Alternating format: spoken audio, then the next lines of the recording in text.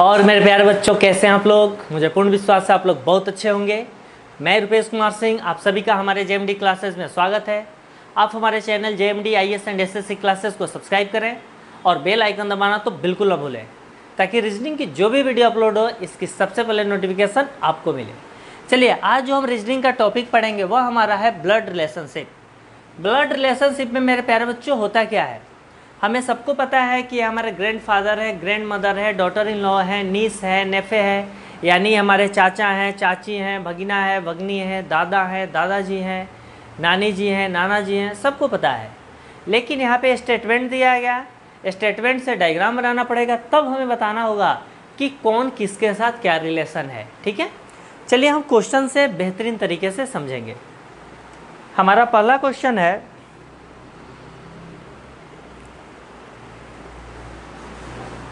H is the brother of T। Question दिया हुआ है H is the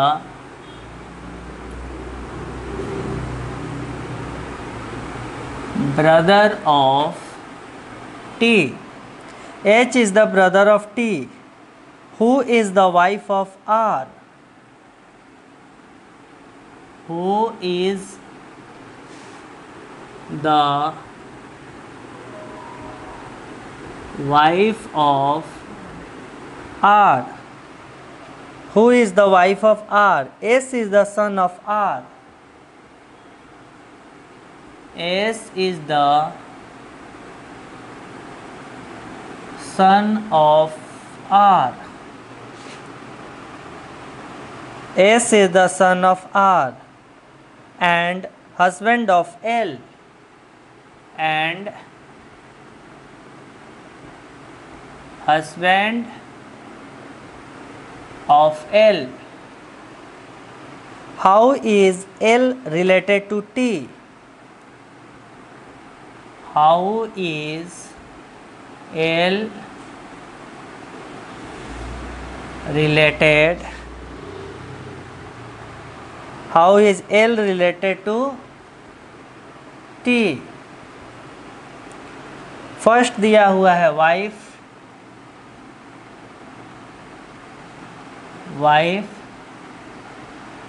बी दिया हुआ है सन, सी दिया हुआ है daughter in law,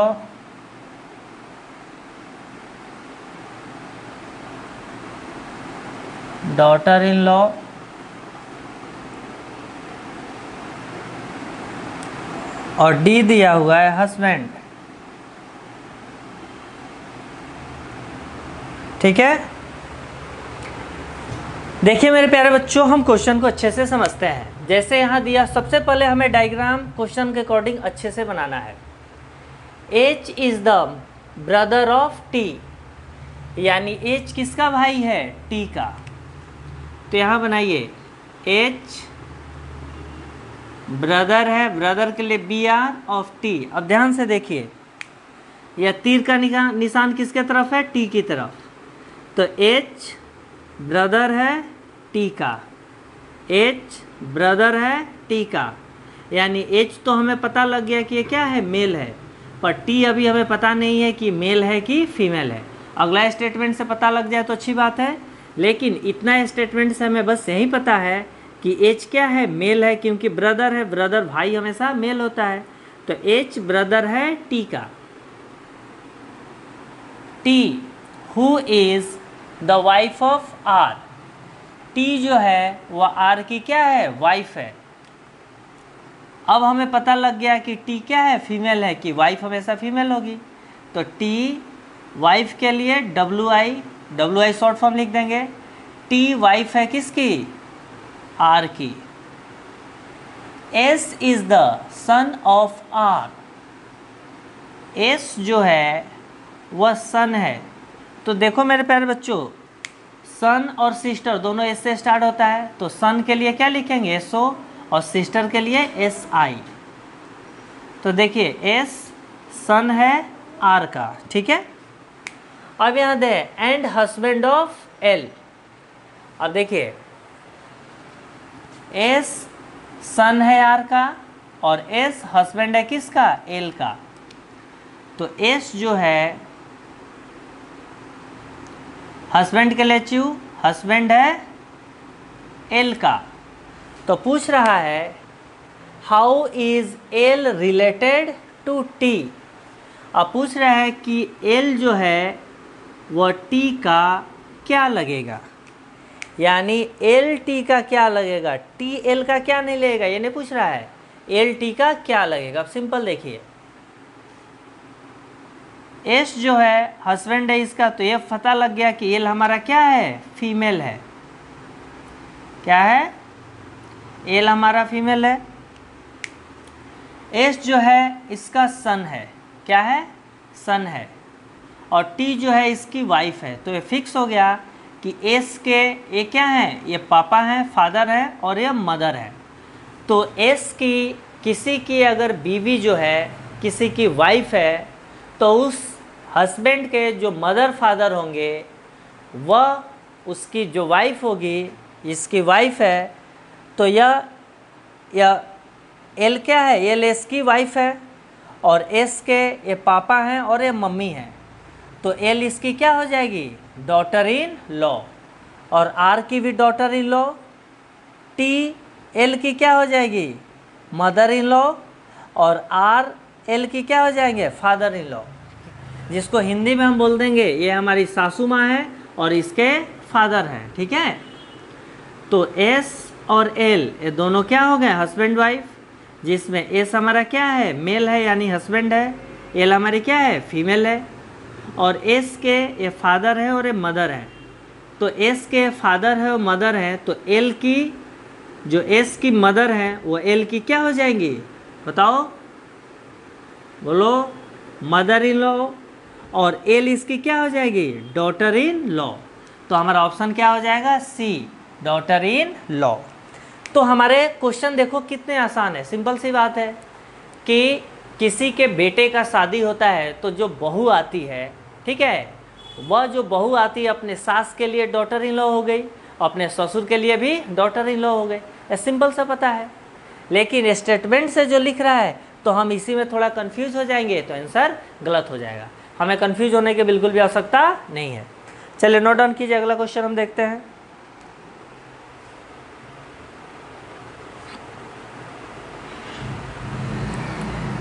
note down कर लें तो ठीक है, अन्यथा पॉज करके नोट डाउन कर लेना। जब तक आप मेहनत नहीं करोगे सफलता नहीं मिलेगी, क्योंकि सच्चाई से हम लोग मुंह मोड़ नहीं सकते हैं। हमारा देश क्या है, बहुत पॉपुलेटेड है, बहुत जनसंख्या वाला है, तो इतने बड़े जनसंख्या में टैलेंटेड और मेहनती की भी कमी नहीं है, इसलिए आप लोग मेहनत करें। क्वेश्चन दिया हुआ है X and Y are brother, X and Y are brother, X and Y are brothers, R is the father of Y. R is the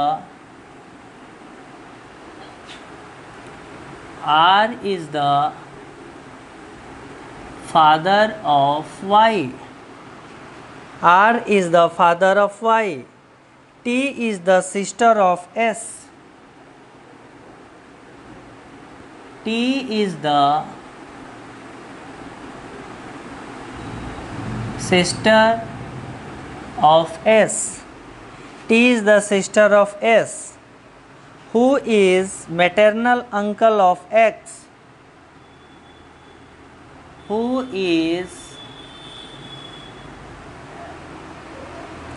maternal uncle of X?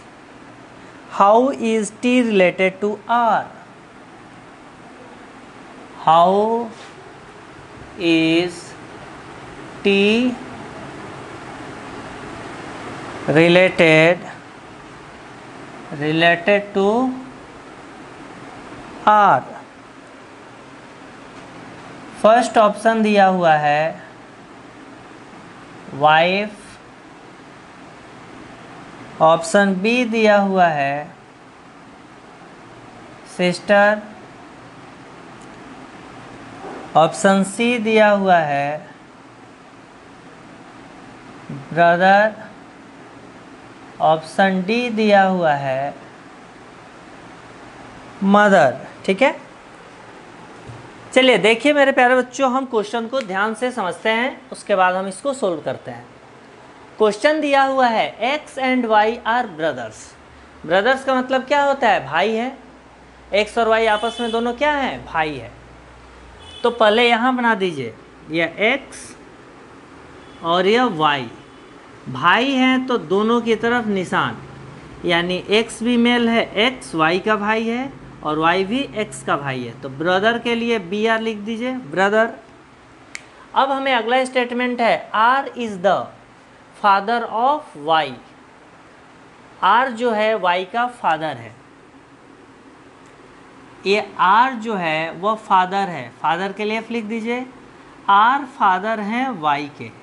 ठीक है, अगला स्टेटमेंट देखिए, T is the sister of S. तो यहाँ देखिए कहीं भी S तो दिख नहीं रहा है, तो इस स्टेटमेंट को अभी रहने देंगे। आगे पढ़िए, S who is maternal uncle of x. तो एस जो है, एस वो मैटरनल अंकल हैं। मैटरनल अंकल हैं किसके? एक्स के, यानी एस मैटरनल अंकल हैं एक्स के। अब यहाँ से रिलेशन आ जाएगा T is the sister of S. तो यहाँ टी जो दिया हुआ है, टी सिस्टर के लिए एस आई। टी जो है सिस्टर है एस की, एस जो है मैटरनल अंकल हैं एक्स के, एक्स और वाई दोनों आपस में क्या है? ब्रदर है। तो ये पता है कि दोनों हमारे क्या है? फीमेल है। और आर फादर है वाई के। सिस्टर का मतलब हो गया कि टी क्या है? फीमेल है। तो पूछ रहा है how is T related to R. तो देखिए आर फादर है, इसका मतलब आर हमारा क्या है? मेल है। टी सिस्टर है एस की, यानी टी हमारा क्या है? फीमेल है। यह हमें जानना बहुत ज़रूरी है कि जिसका रिलेशन पूछ रहा है वह मेल है कि फीमेल है। स्पेशली हमें यह जानना ज़रूरी है कि जिसका रिलेशन पूछ रहा है कि ए बी का क्या लगेगा, तो ए मेल है या फीमेल है, यह जानना हमें ज़रूरी है। अब ध्यान से देखिए, टी इसकी सिस्टर है और एस जो है मैटरनल अंकल है एक्स का। मैटरनल अंकल का मतलब हो गया कि एस क्या हो गया? मामा हो गया, यानी ये मेल हो गया। और ये दोनों भाई हैं और आर इसके पिता हैं। तो ध्यान से देखिए, यह फीमेल है, तो यह जो है एक्स और वाई के मामा है और एक्स और वाई के आर क्या है? पिता है। और जो मामा है उसकी यह बहन है। तो टी हमारी आर की क्या हो जाएगी? वाइफ। क्या हो जाएगी? वाइफ। ठीक है, क्योंकि मामा जो है, मामा की जो बहन है, ठीक है, और एक्स और वाई के क्या है? फादर है। क्योंकि ऑप्शन भी देखना है, यहाँ मदर दिया हुआ है, ब्रदर दिया हुआ है, सिस्टर दिया हुआ है, वाइफ दिया हुआ है।